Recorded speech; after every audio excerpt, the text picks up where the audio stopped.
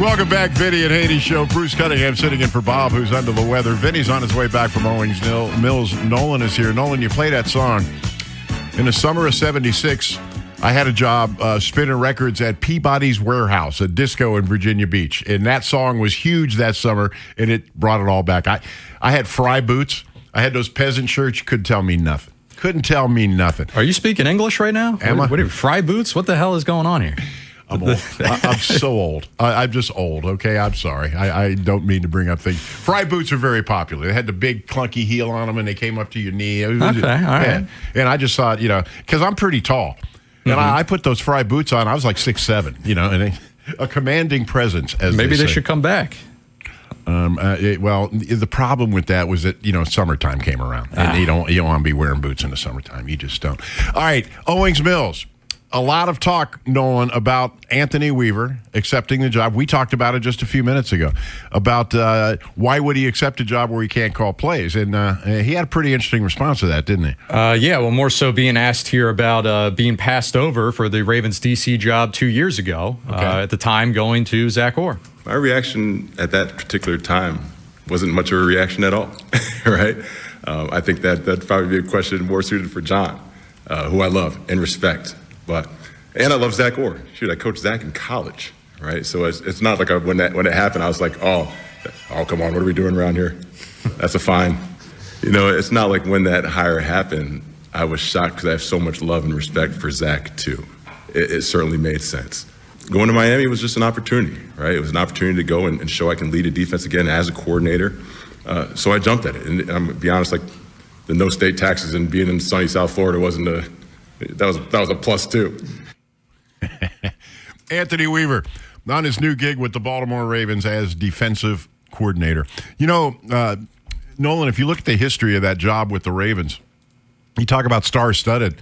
I mean, without even really thinking about it, I can come up with 4 guys who became head coaches that were Ravens defensive coordinators. So it's not a small-time job at all. No, and I think I was just piecing through some of the other comments here from Weaver. He even said, look, this is the DC job in the entire NFL. Like, it should be, he views it that way. So why wouldn't you want it? What was kind of his, I don't want to say spin on it, but that's how he's looking at it. Well, and rightly so. So now they got to put it all on the field this spring. And it's going to be interesting to see how everyone adjusts and everyone acclimates themselves, because this is a new era. And this is a team that doesn't do this very often. You don't really fire head coaches here. You don't have a whole lot of turnover on your coaching staff unless guys are going upwardly bound. So this is new ground, and with a whole new cast, a young cast. And I'm just fascinated by what the whole thing could end up looking like. And I'm going to pay a lot more attention this spring than maybe I usually do. For that reason, I'm just excited. I was not one of those ones who really wanted to fire Harbaugh. I think all of you who did, I'm not criticizing you, but I think what happened was fatigue. I think you just got tired of him. And I think the same thing kind of happened in Pittsburgh too. And I'm not a big coach firer. I've used this analogy many times. When you fire a coach, it's like when you had an Etch-a-Sketch and you shook it up and everything was blank. And that's what happens when you fire a head coach. Freshly back now from Owings Mills. Yes. Vinny Cerrato, how are you? I hadn't seen you in a while. Yeah, it's been a while, Bruce. Yeah, I was with Putin for a while in January. Yeah? But what was your reaction today? What do you think? I was really impressed with Anthony Weaver. I think he's an impressive guy. Yes. And he could be he could be a politician. Not a political but he has that type of presence when he talks. He's got that deep voice and stuff, and he just seems like a leader of men, and that's kind of what Jesse called him. The one thing that I took out of the whole thing, Bruce, when they asked Declan Doyle, the players come in April 6th. Do you expect them all to be there? Yes. No, I expect all of them. Now, Lamar has never been there for the whole, he usually shows up day one and then he leaves. So, do you think he's going to be aware of the optics of that if he doesn't show up for certain practices? Do you think he's even going to care? No. Okay. I think Lamar's going to do what Lamar wants to do, and why is he going to change now? Well, I don't think he changes. I think he's, steadfast in what he does, but it's going to be, interesting to see. I thought Declan Doyle never smiled. I don't know if he was tense, tight, nervous. I don't know, but very business-like the whole time. Anthony Levine, former Raven. we all know him. Yeah. And Jesse, I was impressed with Jesse Minter. First time I've really seen him in person, and stuff. So, and Rick, his dad, introduced me to Jesse afterwards. And Rick's going to be working here this year, right? Yeah. Now, Rick was at Notre Dame. Declan Doyle's dad, Chris Doyle, was at Notre Dame. Chris was assistant strength coach. Okay. But he was also he was a GA with the O-line. And then he left and went to Holy Cross with Peter Voss when Peter was the head coach. And I talked to Chris last week, but I've known Chris forever, because we all have Notre Dame ties. Yeah. Kind of thing. So, yeah, it was